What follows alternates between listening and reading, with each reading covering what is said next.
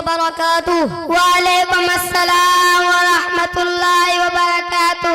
میرے بھائی، میں آپ سے نبی کریم صلی اللہ علیہ وسلم کی سیرت کے متعلق کچھ سوال کرنا چاہتا ہوں، کیا آپ میرے ان سوالوں کا جواب دیں گے؟ جی ہاں، میں آپ کے ان سوالات کے جوابات دینے کی پوری کوشش کروں گا۔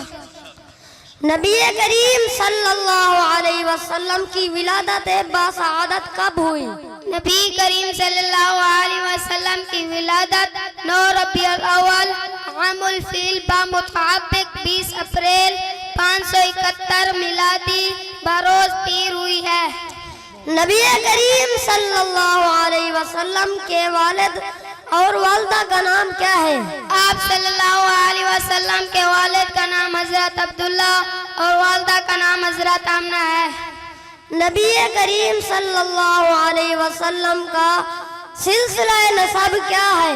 نبی کریم صلی اللہ علیہ وسلم کا سلسلہ نسب یہ ہے: محمد بن عبداللہ بن عبد المطلب بن حاشم بن عبد مناف بن قصی بن کلاب بن مرہ بن کعب بن لوئی بن غالب بن الیاس بن عدنان۔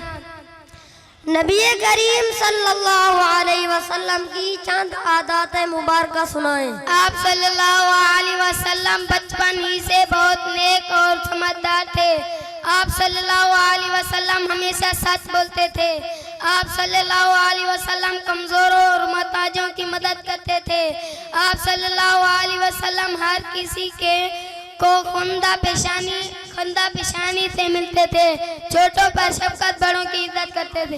ماشاءاللہ، اللہ اکبر، ماشاءاللہ۔ نبی کریم صلی اللہ علیہ وسلم کو کتنا سال کی عمر میں نبوت ملی؟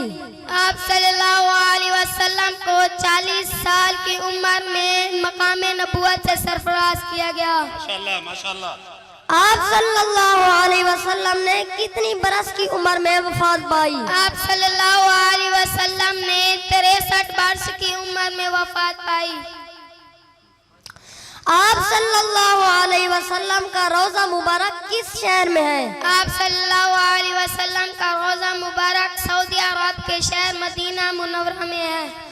ارشاد خداوندی کے مطابق آپ صلی اللہ علیہ وسلم کی ہر طیفہ انسانی کے لیے بہترین نمونہ ہے۔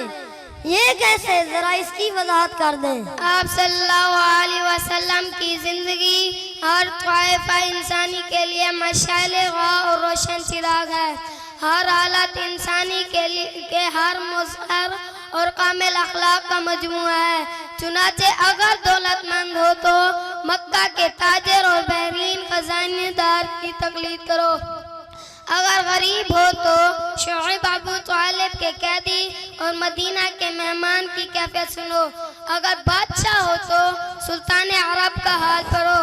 اگر فاتح ہو تو بدر حنین کے سپہ سالار پر نگاہیں دوڑاؤ۔ اگر استاد و معلم ہو تو صفا کے معلم اقدس کو دیکھو۔ اگر عدالت کے جسٹس اور پنچایت کے ثالث ہو تو کعبہ میں نور آفتاب سے پہلے داخل ہونے والے ثالث کو دیکھو، جو حجر اسود کو کعبہ کے ایک گوشے میں کھڑا کر رہا ہے۔ عرض آپ صلی اللہ علیہ وسلم کی سیرت انسانیت کے لیے ہدایت کا چراغ ہے۔